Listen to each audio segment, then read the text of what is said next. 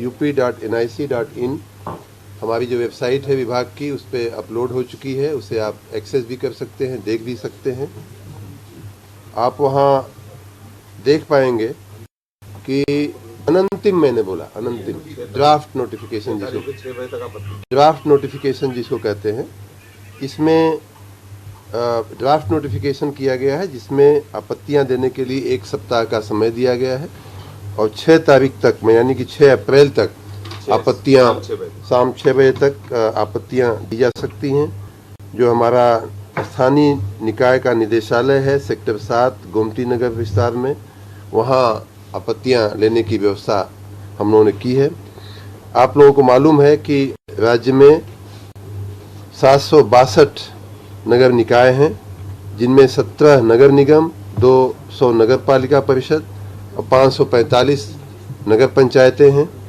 उनमें से 2 निकायों, एक नगर पालिका जो सिसवा बाजार है महाराजगंज की, और एक नगर पंचायत है भानपुर की, वहाँ कुछ कानूनी अड़चने हैं, इसलिए वहाँ पे उनको हम अलग रखते हुए हमने ये पूरी व्यवस्था की है। तो इस प्रकार 17 नगर निगम की, 199 नगर पालिका परिषद की और 544 नगर पंचायतों के रिजर्वेशन की आज अनंतिम अधिसूचना जारी कर दी गई है। हमारे साथ हमारे विभाग के सचिव बैठे हैं, हमारे स्पेशल सेक्रेटरी बैठे हैं, इन्होंने, हमारे प्रिंसिपल सेक्रेटरी ने, इन लोगों की पूरी टीम ने कई दिनों से रात दिन बड़ी मेहनत की है और उन सबको मैं अभिवादन भी देना चाहूँगा कि उन्होंने बहुत ही अच्छे ढंग से इस कार्य को आगे बढ़ाया है। आपको याद है कि इसकी पहले की जो अधिसूचना जारी की गई थी वो 5 दिसंबर 2022 को जारी की गई थी। उसके बाद कुछ कानूनी विषय उपस्थित हुए, माननीय उच्च न्यायालय में बात गई और उच्च न्यायालय ने कुछ हमें सूचनाएं दी थी। उसमें एक सूचना थी कि आयोग का गठन किया जाए। उस आयोग के गठन की सूचना को हमने मान्य किया था। दूसरी सूचना थी कि ओबीसी के आरक्षण के बिना भी चुनाव अगर नहीं हो पाता है व्यवस्था तो करा दिया जाए। उसके विरुद्ध हम लोग सुप्रीम कोर्ट में गए थे। सुप्रीम कोर्ट ने हमारी भावना को समझा था। हमने ये कहा था कि बिना आरक्षण के, ओबीसी आरक्षण के, हम चुनाव नहीं कराना चाहते हैं। उस बात को स्वीकार करते हुए माननीय सुप्रीम कोर्ट ने जल्दी आयोग की रिपोर्ट आने की सूचना दिया था। आयोग की रिपोर्ट हमें प्राप्त हो गई मार्च महीने में 9 तारीख को, और उसे हमने सुप्रीम कोर्ट में प्रस्तुत किया। सुप्रीम कोर्ट ने उसे मान्य किया और हमें शीघ्र चुनाव की प्रक्रिया में आगे बढ़ने का हमें आदेश किया। उसी आदेश के क्रम में आज का ये नोटिफिकेशन हम लोग जारी कर रहे हैं। पिछला जो व्यवस्था थी, पिछला जो नोटिफिकेशन हुआ था और उसके बाद आयोग की रचना के बाद जो कुछ परिवर्तन हुए हैं और जिसके कारण जिसको अमली बनाने के लिए हमने ऑर्डिनेंस की भी व्यवस्था ला करके उसको अमली बनाने के लिए किया। उसमें प्रमुख बात माननीय आयोग ने ये कहा था कि ये बहुत बड़ा राज्य है।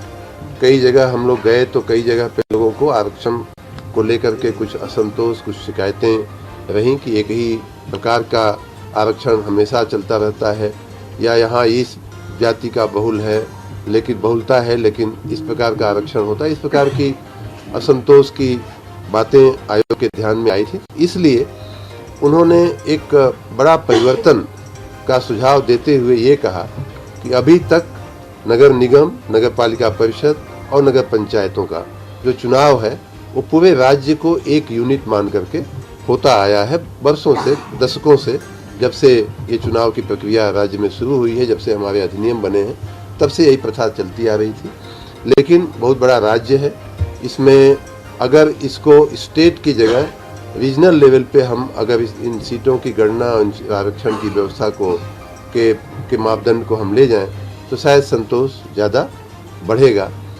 उस दृष्टि से उन्होंने कहा कि नगर निगम तो जैसे पहले होता था राज्य स्तर पे, उसी प्रकार आप 17 नगर निगम को देखिए, लेकिन नगर पालिका परिषदों के लिए उन्होंने कहा कि आप राज्य की बजाय मंडल स्तर पे उसका चक्रानुक्रम आप चलाइए।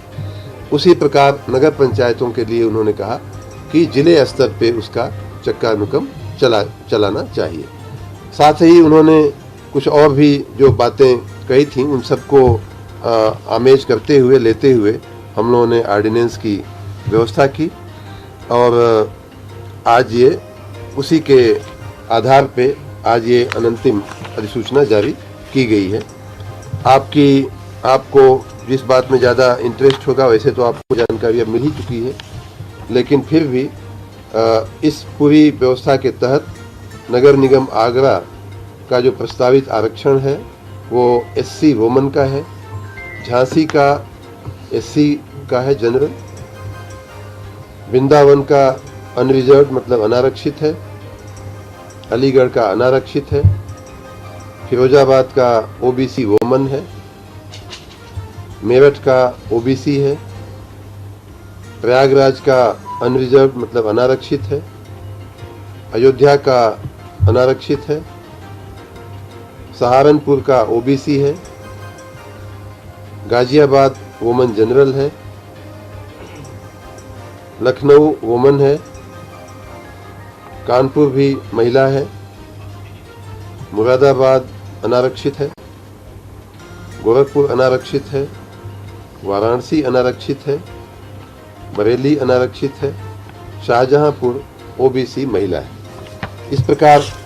इसी प्रकार से नगर पालिकाओं का भी सभी 199 नगर पालिकाओं के भी आरक्षण जारी कर दिए गए हैं। लखनऊ बताया मैंने, महिला जनरल उसमें कोई भी महिला लड़ सकती है, किसी भी जो जनरल होता है। उसी प्रकार नगर पालिकाओं का भी 199 का आरक्षण जारी कर दिया गया है और नगर पंचायतों में 544 का आरक्षण जारी कर दिया गया है।